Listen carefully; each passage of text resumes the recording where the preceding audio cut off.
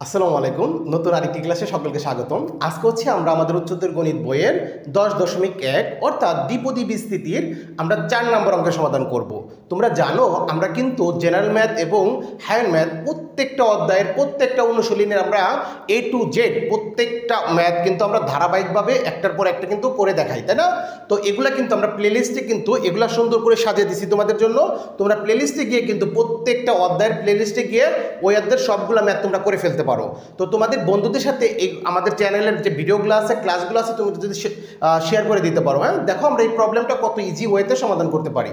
তাহলে দেখো আমাদের 4 নম্বরে বলছে এক্স এর ঊর্ধ্বক্রম অনুসারে নিম্নোক্ত দ্বিপদী সমূহের প্রথম 3টি পদ নির্ণয় করো।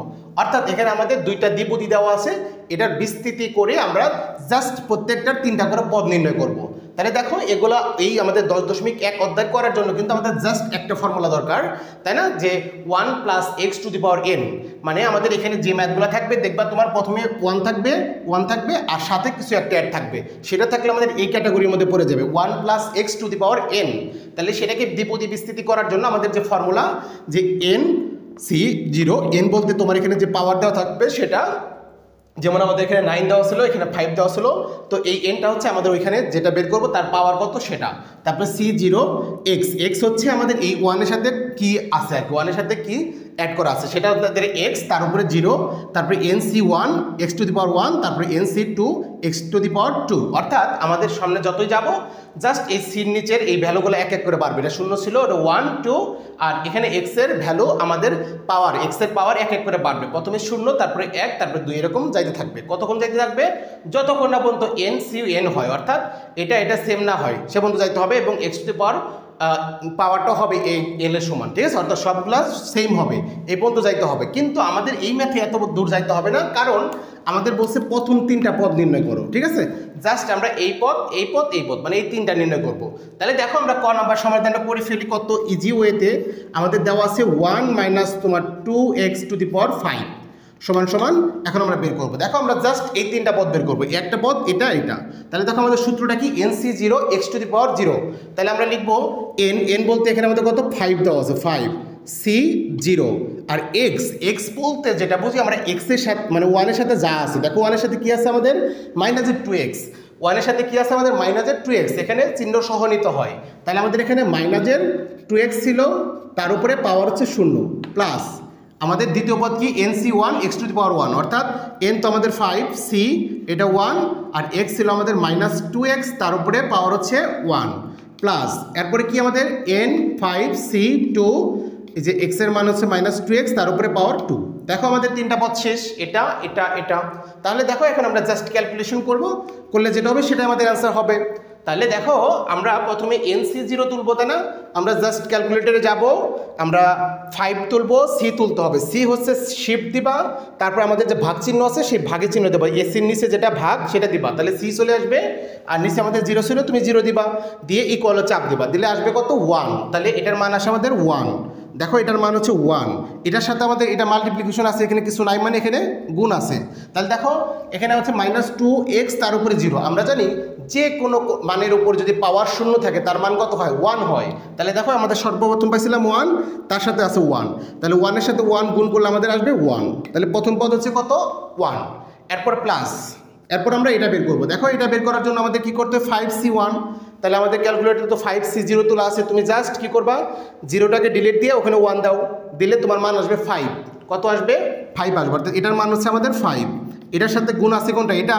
দেখো -2x⁴1। তো আমরা জানি যদি মাইনাস থাকে তার উপরে পাওয়ার যদি তোমার বিজোড় হয় তাহলে সেই মাইনাসটা থেকে যায়, তাই না? তাহলে দেখো এখানে আমাদের মাইনাস আর উপরে পাওয়ার হচ্ছে কত 1 তো বিজোড়, তাহলে এই মাইনাসটা এখানে থাকবে। আর 2x এর উপরে যদি আমরা 1 বসাই তাহলে তো 2xই হবে, তাহলে এখানে 2x হবে।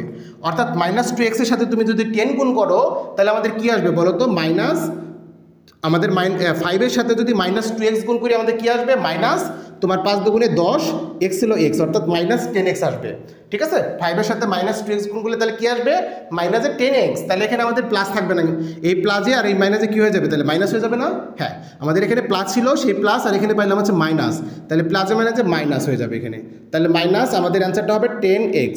তাহলে দেখো আমাদের এটা বের হয়ে গেল। এখন আমাদের তৃতীয় নম্বর পদ, দেখো 5C2, তাহলে আমরা ক্যালকুলেটারে 5C2 তুলবো, আমাদের 5C1 তো তোলাই আছে, সেখান থেকে তুমি জাস্ট 1টা ডিলিট দাও, 2 বসাও, তাহলে কত আসবে? 10 আসবে। তার মানে যেটার মান হচ্ছে আমাদের 10, আর এটার সাথে আমাদের এটাকে গুণ করতে হবে। দেখো এখানে আমাদের মাইনাস আছে, তার উপরে পাওয়ার হচ্ছে 2, তাহলে জোড় সংখ্যক পাওয়ার, আর এখানে মাইনাস, তাহলে সেটা প্লাস হয়ে যাবে। ভালো, 2-র উপরে যদি স্কোয়ার করো তাহলে কত আসবে? 4, আর x এর সাথে স্কোয়ার করলে x স্কোয়ার, অর্থাৎ দেখো এখানে আমাদের 4x স্কোয়ার, এখানে 10, তাহলে এটা গুণ করলে কত আসবে? 4 × 10 = 40 x স্কোয়ার, তাই না? তাহলে এখানে আমাদের প্লাস দিয়ে বসবে 40 x স্কোয়ার। তাহলে দেখো আমাদের প্রথম যে ক নাম্বার যেটা বলছিল, তাহলে সেটার প্রথম 3টা পদ হচ্ছে আমাদের কত? যে 1 মাইনাস তোমার আছে 10x + 40x স্কোয়ার। আমাদের বলছিল x এর ঊর্ধ্বক্রম অনুসারে সাজাও, মানে ছোটোর দিকে বড়োর দিকে সাজাও। তাহলে দেখো এখানে আমাদের x নাই, তার মানে x এর পাওয়ার 0 ছিল, আর এখানে x এর পাওয়ার 1, এখানে x এর স্কোয়ার, তাই না? তার মানে সুন্দরভাবে এটা সাজানোই আছে। তাহলে এটা হচ্ছে আমাদের ক নম্বরের অ্যান্সার। তো আশা করি খুব সহজেই তোমরা ক নাম্বারটা বুঝতে পারছো। তো সেমভাবে আমরা একইভাবে দেখো খ নাম্বার কোশ্চেনটাও আমরা সমাধান করে ফেলি। জাস্ট এগুলা কিন্তু এইরকমই, এই ছোটো ম্যাথই, তাই না? এটা করলে কিন্তু তুমি 4-এ 4 পাবা, 2-এ আসলে 2-এ 2 পাবা। তাহলে দেখো জাস্ট এখন আমরা খ নাম্বার কোশ্চেনটা সমাধান করে ফেলি। যে খ নাম্বার কোশ্চেন আমাদের কি বলছে? 1 + 3x ⁴ 9। তাহলে সেমভাবে আগের মতনই আমাদের 3টা পদই বের করতে বলছে। তাহলে জাস্ট আমরা যেভাবে বের করলাম, প্রথম পদ, দ্বিতীয় পদ, তৃতীয় পদটা আমরা বের করে ফেলবো। তাহলে আমাদের প্রথমে ছিল কি? nc0, তাহলে n হচ্ছে আমাদের এখানে কত? 9, তাহলে এখানে 9 বসবে, c0, আর x বলতে দেখো এখন 1 এর সাথে আমাদের কি আছে? প্লাসের 3x আছে, তাহলে আমরা এখানে প্লাসের 3x নিব, তার উপরে পাওয়ার কত? 0 দিতে হবে, এই যে 0, তারপরে প্লাস আমাদের nc, এখানে 0 ছিল, 1 বাড়বে 1, আর এখানে x এর উপর পাওয়ার 1 বাড়বে, আগে ছিল 0, এখন হবে 1। তারপরে দেখো তৃতীয় পদ হবে 9c2 3x ⁴ 2। তাহলে এটা করলেই আমাদের শেষ। দেখো তো আমরা তো জানি যে 9c0, অর্থাৎ এখানে কিন্তু 0 থাকলে কিন্তু এটা মান 1ই আসে। 9c0 মানে কত?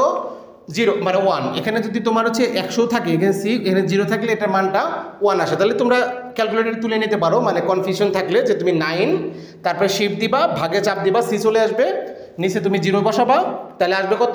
1। আর আমরা জানি কোনো কিছুর উপরে পাওয়ার 0 থাকলে 1 হয়, তাহলে 1 এর সাথে 1 গুণ করলে আমাদের 1 চলে আসবে, এখানে 1 বসবে, মাঝখানে প্লাস ছিল, প্লাস, এরপর আমরা 9c1 তুলবো। তাহলে দেখো আমরা 9c0 তোলা আছে আমাদের ক্যালকুলেটারে, আমরা জাস্ট 0টাকে চেঞ্জ করে 1 বসায় দিই, অর্থাৎ 9c1 তুললাম, এটা তুলে আসবে 9, মানে এটার মান হচ্ছে আমাদের কত? 9। এটার সাথে আমাদের 3x ⁴ 1, তাহলে 3x ⁴ 1 মানে কি? 3x না? 3x, তাহলে এখানে আসবে কত? 3x। তাহলে এটা গুণ করলে দেখো 3 নং 27 হয় আমাদের, আর এখানে x বসবে, অর্থাৎ এই যে এখানে সংখ্যার সাথে সংখ্যা গুণ করতে হয়, আর প্রতীকের সাথে প্রতীক গুণ করতে হয়। এখানে তো প্রতীক ছিল একটাই মাত্র, তার মানে x, আর এখানে 3 নং 27x, অর্থাৎ আমাদের দ্বিতীয় পদটা হবে 27x, তারপরে প্লাস। এখন দেখো আমরা এটা বের করবো যে 9c2, তাহলে তুমি ক্যালকুলেটর আগের মতোই তুলবা 9c2, আমরা 9c1 তো আমাদের তোলা ছিল, এখানে আমরা জাস্ট 1টাকে ডিলিট দেবো, 2 তুলবো, তাহলে আসবে কত? 36, তাহলে এটার মান হচ্ছে আমাদের 36। তার সাথে আমাদের এটা গুণ করতে হবে, দেখো 3x তার উপর স্কোয়ার আছে, তার মানে 3 এর উপর স্কোয়ার করলে আমরা জানি 9 হয়, আর x এর উপর স্কোয়ার করলে তোমার হয় x স্কোয়ার।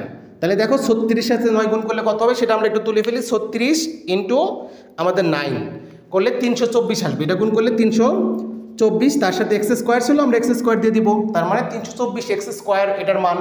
ঠিক আছে, তাহলে আমরা এখানে বসাতে পারবো 324x স্কোয়ার। তাহলে দেখো আমাদের 3টা পদ বের করতে বলছিল, তাহলে আমরা কিন্তু খুব ইজি ওয়েতে এই যে 3টা পদ বের করে ফেললাম। 1 + 27x + 324x স্কোয়ার। তাহলে এটা হচ্ছে আমাদের খ নাম্বারের অ্যান্সার। দেখো আমরা কিন্তু 8-4-এর ক খ দুইটা কিন্তু খুবই সিম্পল ওয়েতে সমাধান করে ফেললাম, তাই না? তো আশা করি তোমরা খুব ভালোভাবে বুঝতে পারছো।